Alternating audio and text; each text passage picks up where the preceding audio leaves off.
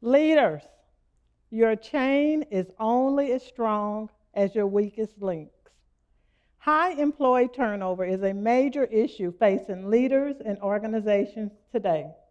The impact of high employee turnover was clearly illustrated in 2021 and in 2022 when millions and millions of employees voluntarily left their jobs in what we now call the Great Resignation.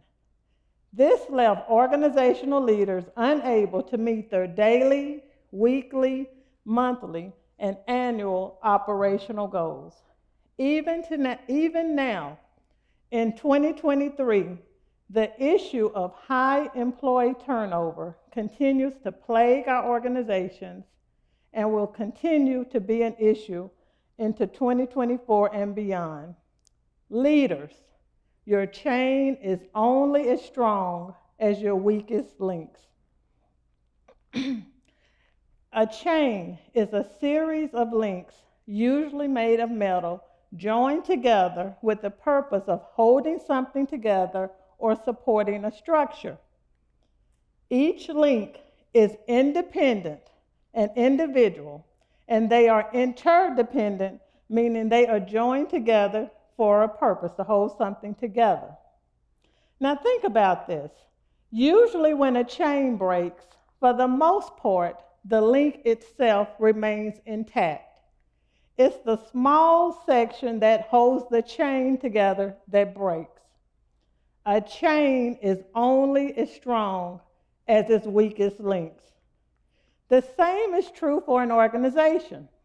An organization is made up of independent individuals who come together to help an organization reach its goals.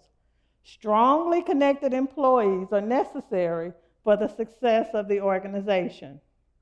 Leaders, your chain is only as strong as your weakest linked employees. Have you ever lost a good employee? What did that cost your organization or your team? It probably cost your organization higher recruitment and training costs. It costs on average 1 to 1.5 times a person's salary to replace them.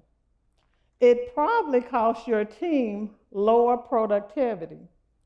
It takes 6 to 8 months for a new employee to learn their job and to become fully productive. And it probably costs loss of institutional knowledge. Once institutional knowledge is gone, it is gone forever. So how do you keep and maintain strongly linked employees? Before I answer that question, I think it is first important to understand some of the causes of weakly linked employees. Just like with a chain, if the links are twisted and bent in ways they are not meant to, they will become weak and break. What does that look like for employees in an organization? For example, if you have an employee who is not given credit for their work product or idea, that may create a weakly linked employee. If you have an employee who has been sexually harassed or discriminated against, that may create a weakly linked employee. If you have an employee who is excluded from team activities and does not feel like a valued member of the team, that may create a weakly linked employee.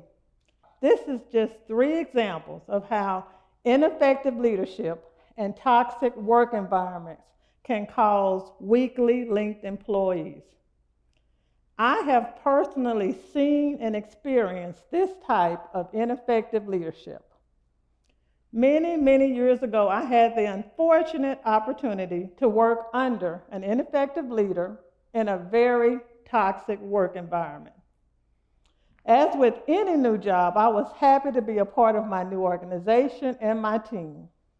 My team was highly intelligent, and we were exceeding expectations. However, over time, my requests for advanced training were denied, and I was passed over for promotions. In addition, Anytime I requested vacation time, especially to attend my son's school activities, my requests were denied or delayed. It became obvious how little I was valued when one day I got hurt at work and there was little regard for my well-being.